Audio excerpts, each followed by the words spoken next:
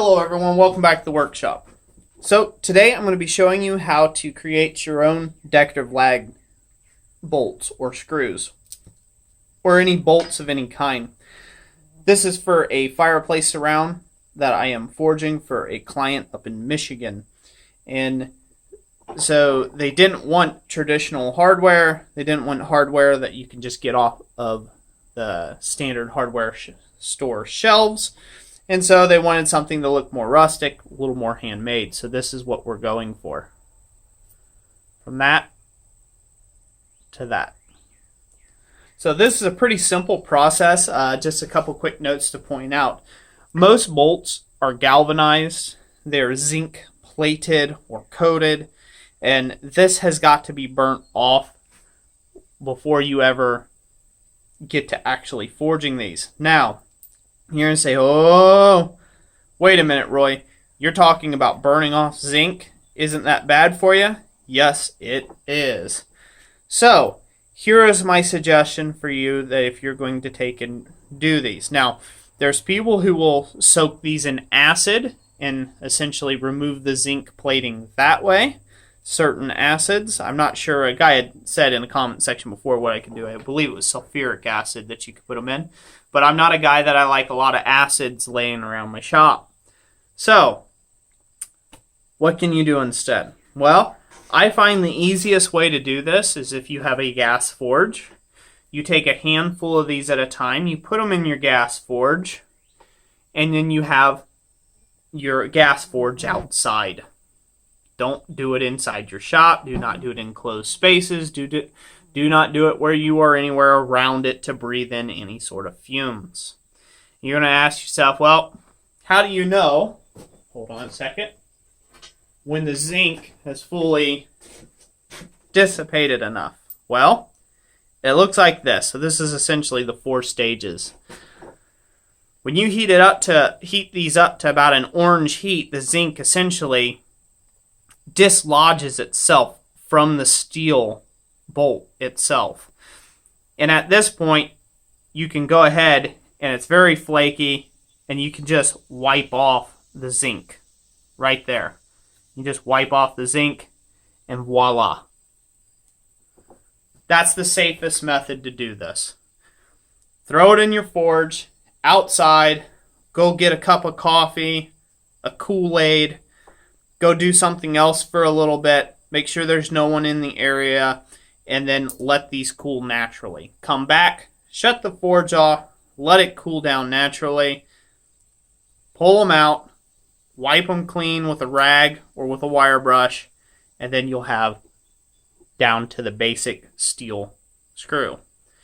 You say, well, that's an awful lot of process just to get to the point of being able to forge these. Well, you don't want to forge these while they're still zinc plated, because then in effect you are breathing a very small amount, however small amount it may be, zinc fumes, and that will give you metal fume fever. You do not want that. So it can kill you.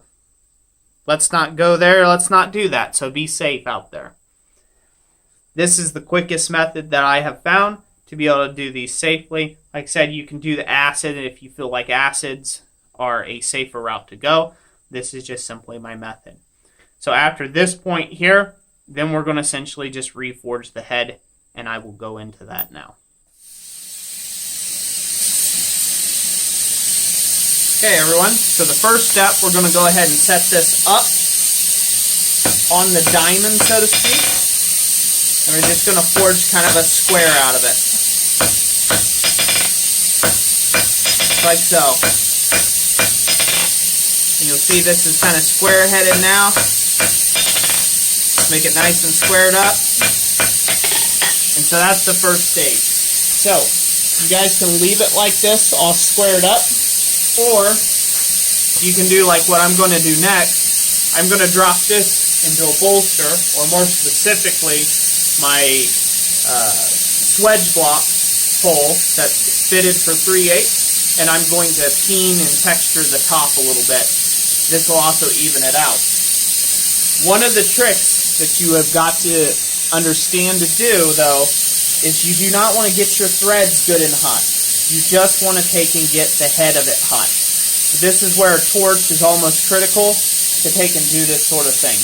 But if you have a forge and you're heating the whole thing up, that's okay too. Just try to lightly grip the screw threads in the tongs. Like, don't crush them. And just very lightly hold it and just take a little extra care as you forge it square. Okay? So next up, we'll be over at the bolster, and I'll texture the top.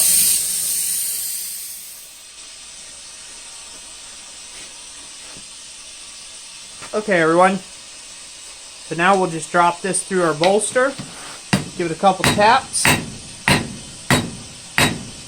and just add our hammer texture to the head of it.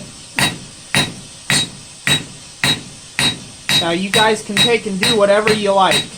Whatever texture suits your fancy. You can do pyramid heads, you can do whatever you like at this point. We'll just give it a little tap here. There we go. Up and out. And we'll hold it nice and gingerly like. And then re-square it up a little bit. So this way, the jaws of our stuff of our adjustable wrench that we're going to be installing this with can hold it. And there you are. There you have it. So, man, that light's really bright. Let me see if I can step in front of it here. There we are. Try to take this up here and bring it up here to you guys.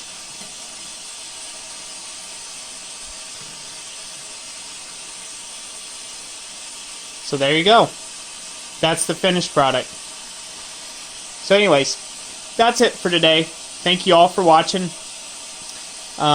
Yeah, let me know what you think in the comment section down below. Have you done decorative lag bolts before? If so, what kind? Let me know in the comments. God bless you all, and we'll catch you on the next one.